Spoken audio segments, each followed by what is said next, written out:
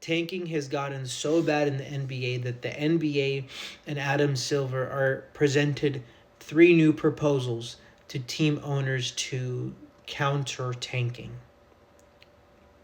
And in my opinion, we need three anti Adam Silver commissioner proposals. This guy is the worst commissioner in NBA history.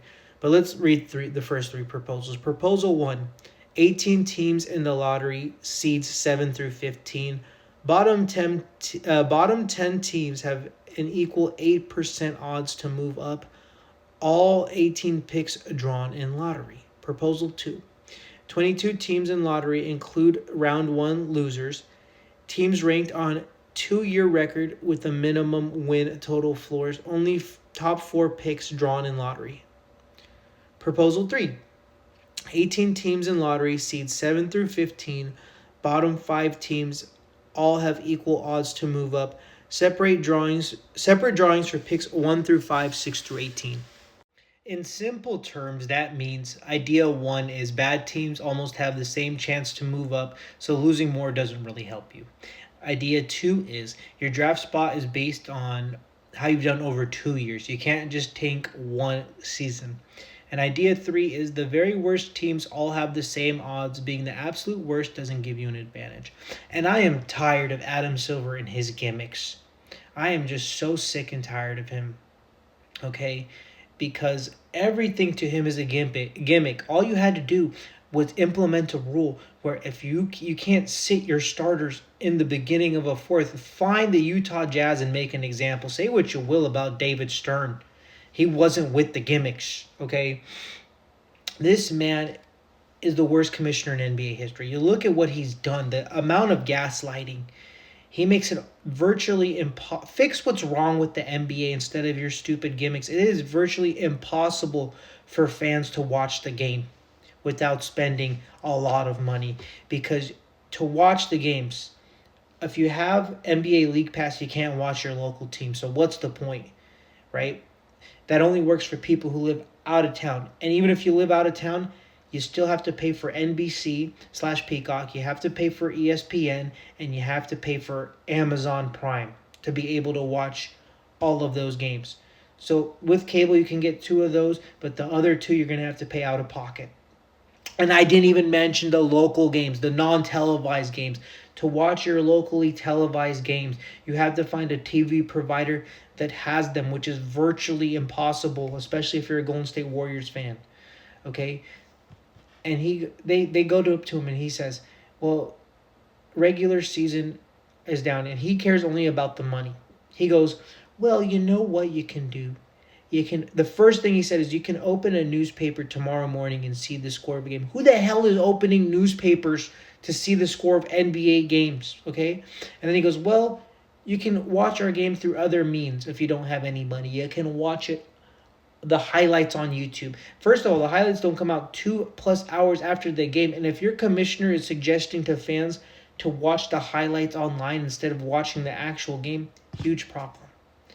Well, regular season ratings are down. And you know what he does?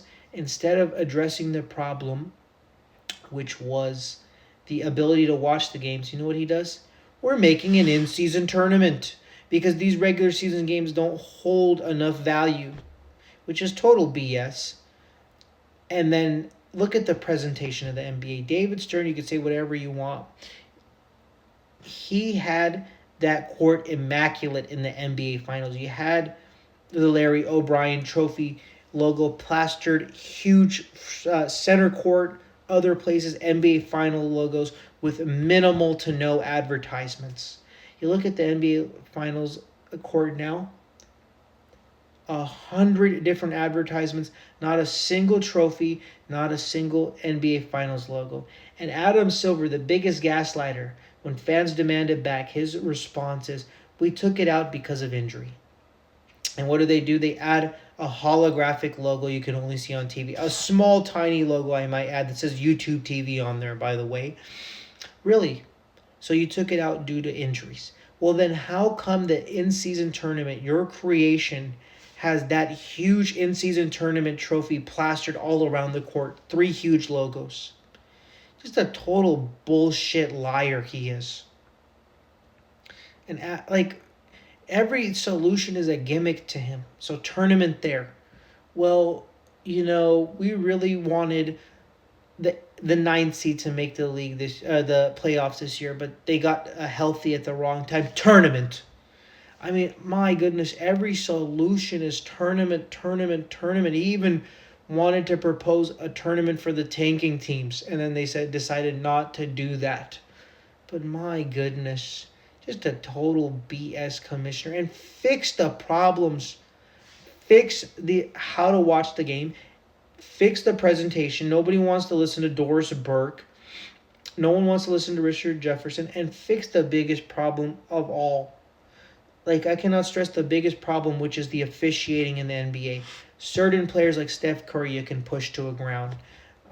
But you even look at a Luka Doncic, you look at a SGA the wrong way, and it's a foul immediately. And look, if you want to call the game like this, fine, but call it consistently for every single player. Don't let some players get treated like it's the 80s and get no calls while you even breathe on a player and it's a foul. I mean, that shot where there was no contact from Derek White on SGA and he got 2 free throws. Call it fair for every... Look at the Lakers. Look at Luka Doncic, by the way, is in that list with SGA in them. But look at the Los Angeles Lakers. Free throw differential. They've shot the most difference in free throws since 2020. And they've been number 1, except for 1 year they were number 2 in free throw attempts since 2020. And a lot of Lakers fans like to say, well, we drive to the basket the most with LeBron James and Anthony Davis. That is not the case anymore. What is the excuse now that you're shooting the most free throws? Luka Doncic, Austin Reeves, 3-point. You guys attempt some of the most threes in the NBA. Fix the officiating. Okay, the officiating in the NBA has always been absolutely atrocious. And it's so bad in NBA, it gets to a point where people want the refs investigated.